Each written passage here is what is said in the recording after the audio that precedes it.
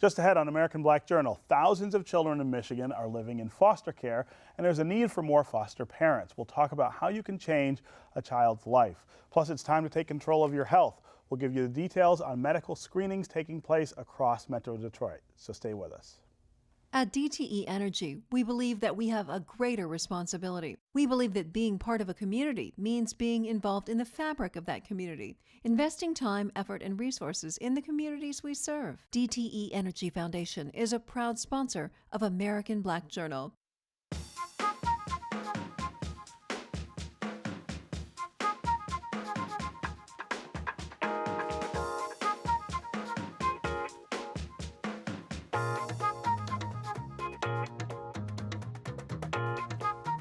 Welcome to American Black Journal. I'm Stephen Henderson. May is National Foster Care Awareness Month, and the Children's Center in Detroit is planning a community-wide campaign to show support for foster care.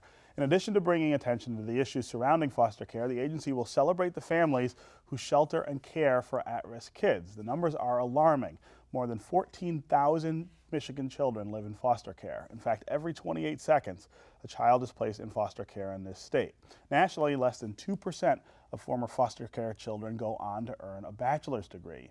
And kids in foster care are 5 to 10 times more likely to enter the juvenile justice system. Joining me now to talk about the needs of foster care children is Dina Fisher, who is the head of child welfare at the Children's Center. Welcome to American Black Journal. Thank you. Boy, those numbers are absolutely eye-popping. 14,000 kids in the state. Yeah, and while the numbers are going down because we're doing a better job of preventing kids from coming into care, at the same time, the children that are coming into care have experienced more trauma. They're harder to place. They're harder to place. Yeah. They tend to be teenagers, large family groups, and it's very difficult to find foster parents to be able to cope with that. Yeah, I think that's sort of an interesting question. Is this a problem that is better addressed on the front end, where you prevent kids from falling into the foster care system in the first place, or is it easier to address on the back end by getting them with families, or at least getting them the support that they need to become productive citizens? Well, I think it's both, and you can't separate one from the other so much. You have to be able to treat the kids as they are experiencing what they're experiencing, right, with a combination of support for the families, which Michigan's done a much better job in providing those frontline supports for the families to keep kids in the home that can be kept there safely, but are just experiencing issues because of poverty and stress on the families. At the same time, you have to have those very good foster parents available to help those kids where the issues can't be resolved. We also do an excellent job now of finding relatives that can provide foster care for the children so that the kids can stay in the biological family. Right. So they're still in foster care, but they haven't been necessarily removed from their parents. Right. What would you say are some of the main drivers of sort of the dissolution of these families? Is it economic? Is it social, cultural? I would imagine it's a mix of all of those things, but what causes families to get to the point where, this is the most drastic thing a state can do, which is to say, we've got to remove your children from your home. They are not safe with you. Right. What causes that to be the case? Well, I think there's three major factors that go into having to remove a child: poverty, substance abuse, and unresolved mental illness. And I think any one of those things on their own we can deal with supports, yeah, right? But when you have a combination of poverty and mental illness that perhaps isn't treated properly, or a combination of poverty and substance abuse, it often becomes overwhelming. The parent has so many issues that they have to address that they can't do it while still caring for the children. Right, right. I know that the Department of Human Services here in Michigan is under a federal consent decree to do better by the kids who wind up in foster care, both in terms of how they're cared for while they're there, and in terms of moving them past that stage to something else. Sometimes it seems like I read those reports and it seems like we're headed in the right direction. Other times I read those reports and I think we're spinning our wheels. Well, you know, it's such a large system to try and change. And you have private agencies, you have DHS, and you have the judicial system. Right. And so all three of those partners have to work together, and sometimes that's very difficult. On the other hand, a lot of the changes that have happened because of the consent decree have been really positive for the lives of the kids. You know, when I started doing foster care 30 years ago, it wasn't unusual to have 35 or 40 kids on your caseload. Now you're not allowed to have more than 15. Right. So those 35 or 40 on your yeah, it was caseload. not unusual. So, and you're supposed to make visits with all of those kids, right? Right. And, you know, we've had many more visits that we now are able to make because we have the time. We only have the 15 kids. Now, there's a significant amount of paperwork, of course. Yeah. But in addition to that, you have more time to spend with the child by themselves, getting to really know that child and being able to treat them with the foster family together to make the child healthy again. Yeah.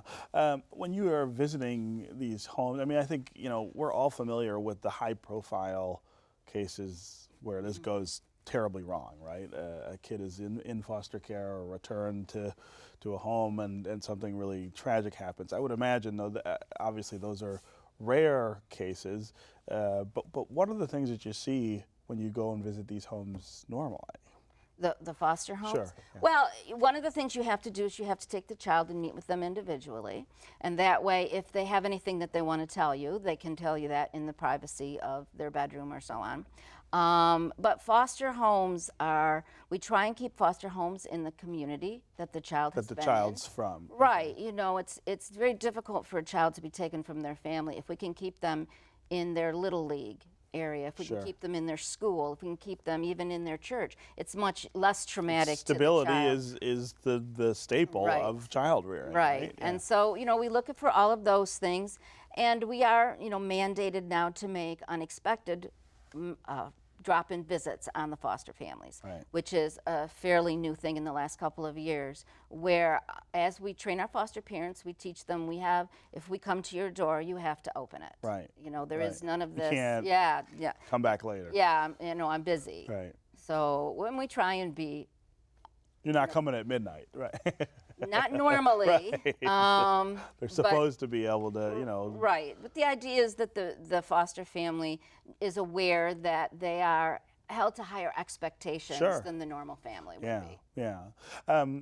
You obviously are trying to encourage more people to do this. Absolutely. I have to say, though, that when I think of foster care and foster kids, the first word that comes to my mind is trouble, right? That taking in a kid like this means that it's just going to be more difficult. Tell me why that's wrong.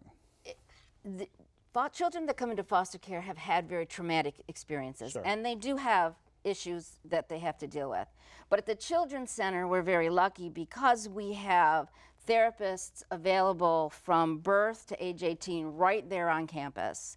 You don't have to take them to a psychiatrist over here and a therapist over there and a medical doctor over here. It's all right on campus. That's very key. Yeah. Our foster care therapists work very closely with the foster care caseworker so that they all know exactly what's going on with the child and there's no miscommunication.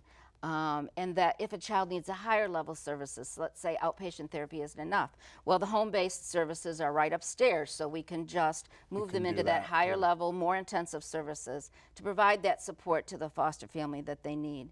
In addition to that, for the foster family, the medical clinic is right there on our campus. The dentist is right there on the campus. We have tutors and mentors that come right there to the campus. The clothing closet is there, so that the foster parents who work for the Children's Center really are able to get all the child's needs serviced right there on our main campus, which is very helpful to them because they feel more supported by the entire agency. It's resources, Right. And it's very important that they don't feel like they're out there by themselves. Sure. So May is a big month Yes, it is. for this issue. Tell me about some of the things that will happen or that people might notice. Well, the main thing that we're going to be doing is on April 29th, we're having a ribbon tying ceremony. And we're going to be tying blue ribbons on the lampposts and the trees, up and down Woodward, starting at Ferry Park, going about 2 miles. Okay. And the blue ribbons really represent Foster Care Awareness Month. And it's to make people, as they drive by, when they look at the blue ribbon, think about, could I be a foster parent? What would I need to do in order to be able to be a foster parent? We're going to have as many volunteers as we can get. We'd love to have a couple of hundred helping us tie those ribbons on. And we encourage anybody who would like to come to just show up. We'll be on the corner of Woodward and Alexandrine at 10 a.m. on the 29th, just tying ribbons, and we'll have some speakers there to talk about the need for foster parents. We're also going to be doing some things for our foster parents, a dinner to honor them and just to thank them for the hard work that they do. I know this just because I know some folks who have done it, but it tends to be that the people who do this do it over and over and over again, and over time they become these sort of vessels, I guess, for these kids in transition. I mean, these are people who really step up when they do.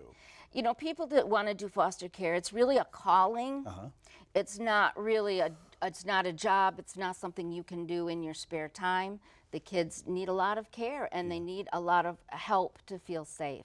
And so people who come into foster care do it because they know that they want to help heal a child.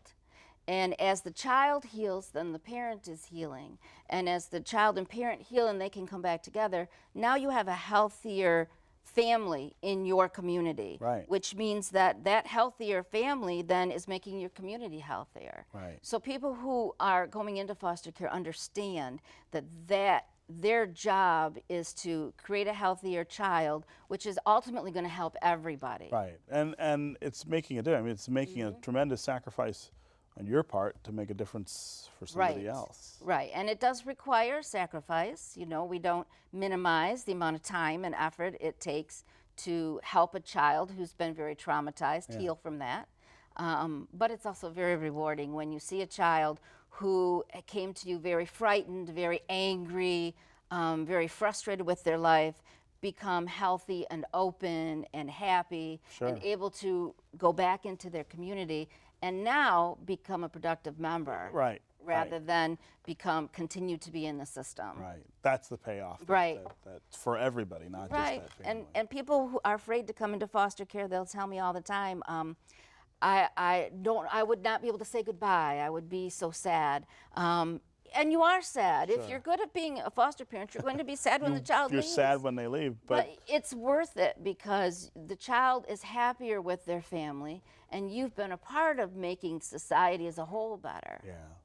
Well, it's great work that you guys are doing, and good luck in May. Thank you. All right, thanks for being here. Thanks. Just ahead on American Black Journal, we'll tell you how to take the first step toward a healthier lifestyle. That's next, right after this look at some important moments in Detroit's Black history. I'm Ken Coleman with a look back at African American life in Detroit.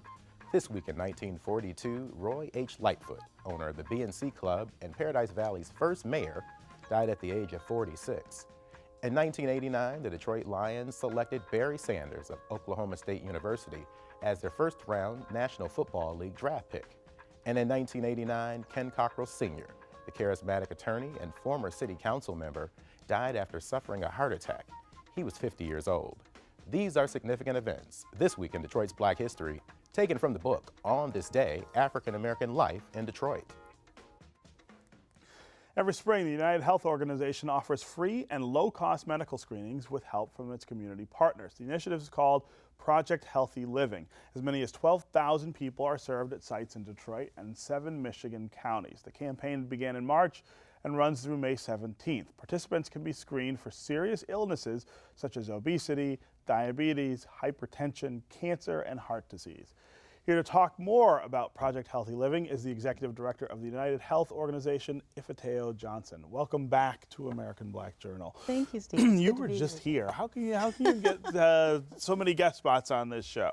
It's because you're so wonderful. That's right. Maybe it's because you're so wonderful. You were here last year talking about the Affordable Care Act. Yes, and we're doing people a lot with that still. Signed with up, Project Healthy and Living. turns out we got much for, I mean, I can remember us sitting here fretting about, people's hesitancy, reluctance to sign up for insurance, and the initial numbers look pretty decent, They're right? very good.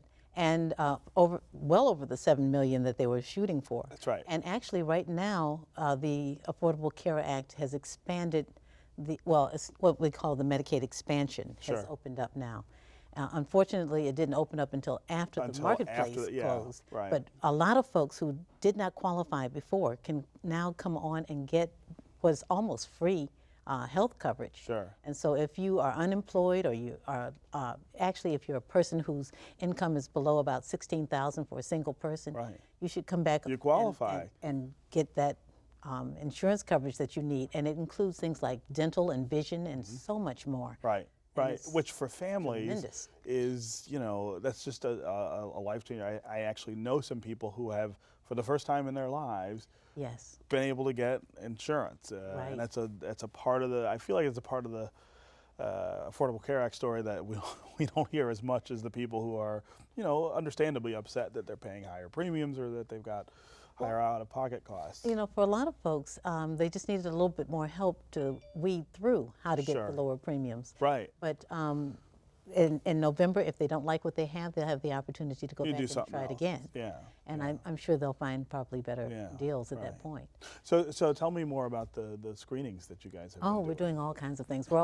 We've been all over Southeast Michigan, and we do this every year in the spring and in the fall. And we are looking this year at playing around a little bit more with new technologies. We've got a couple of new machines that we're using, one that deals with pain management. That's wonderful. Huh. If you have aches and pains, it's hard to beat. It also actually helps with circulation and will actually help reverse diabetic neuropathy, which is where people lose feeling in their hands or feet and things of that sort. Sure. And often it leads to amputations.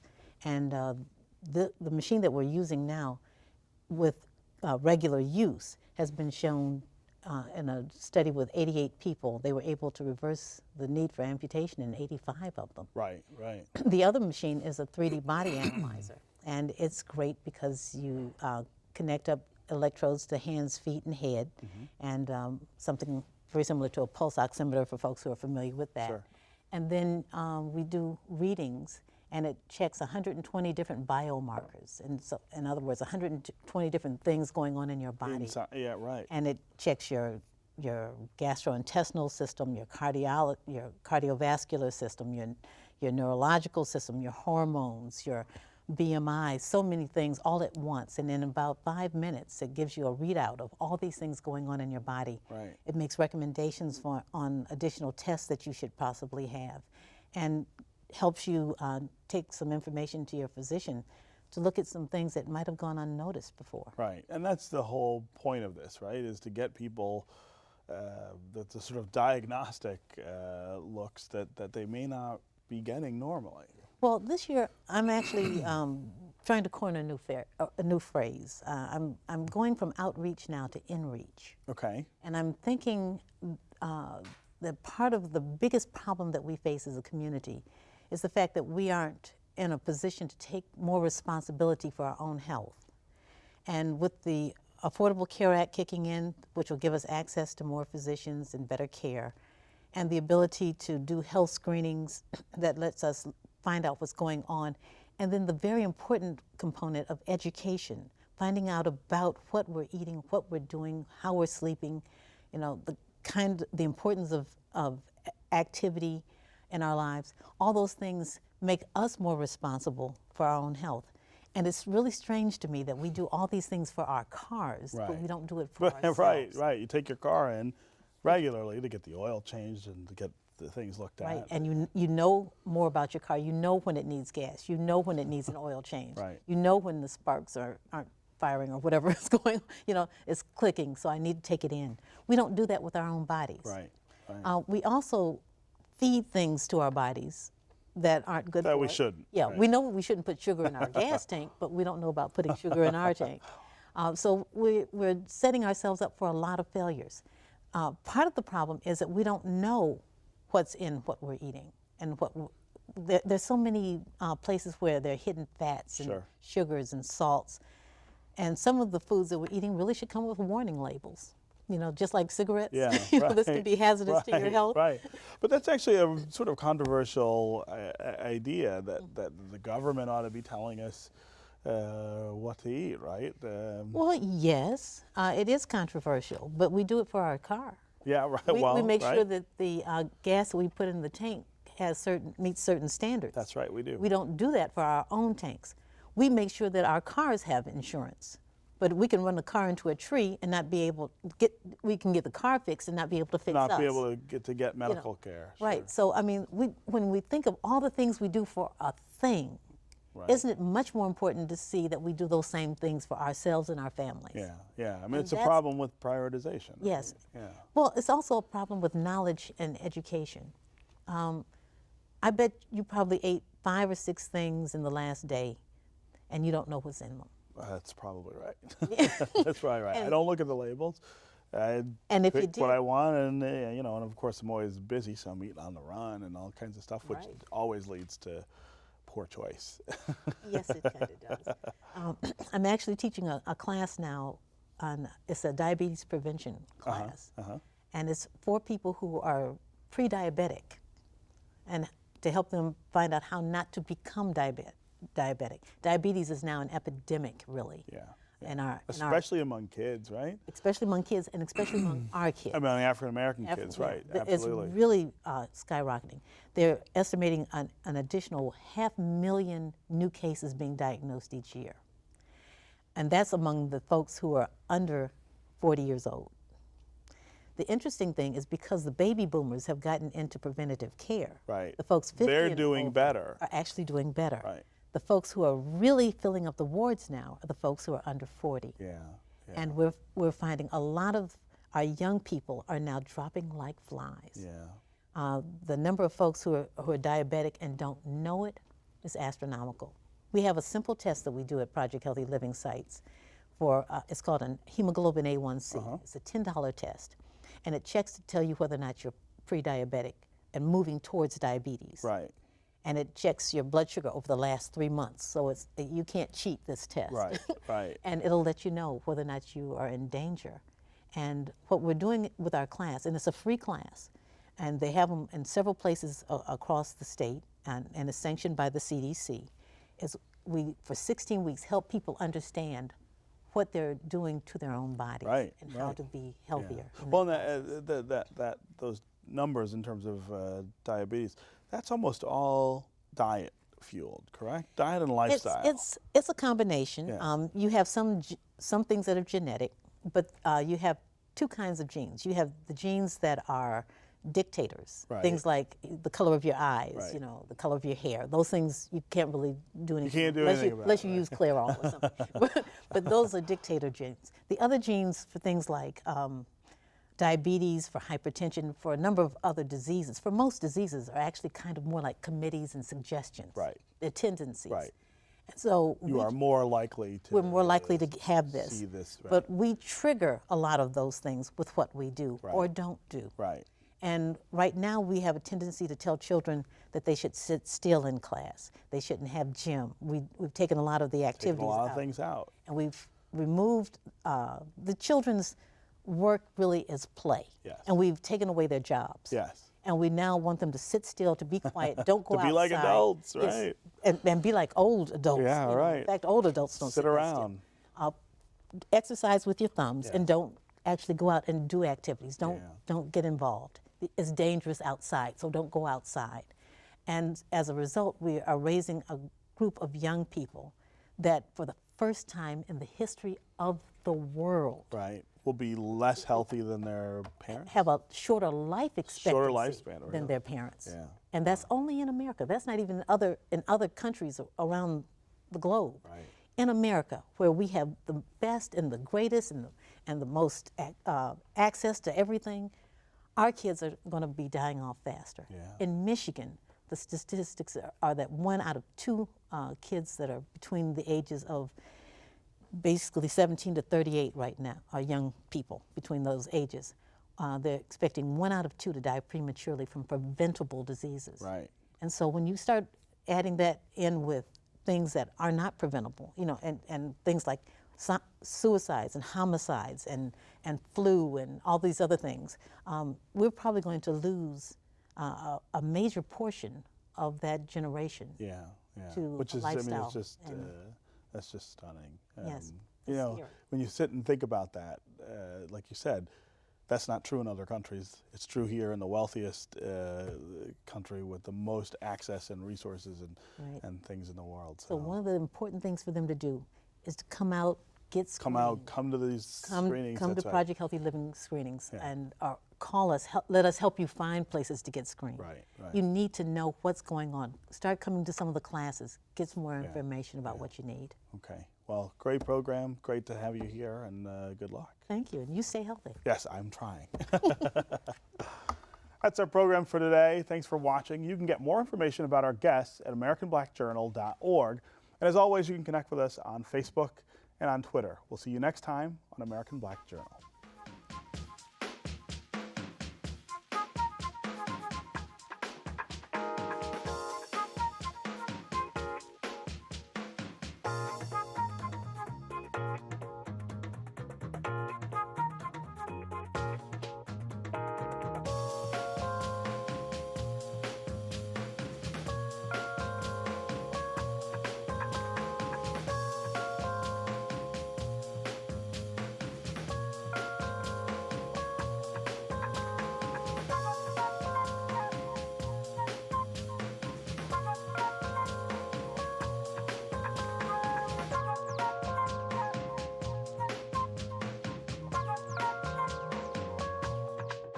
At DTE Energy, we believe that we have a greater responsibility. We believe that being part of a community means being involved in the fabric of that community, investing time, effort, and resources in the communities we serve. DTE Energy Foundation is a proud sponsor of American Black Journal.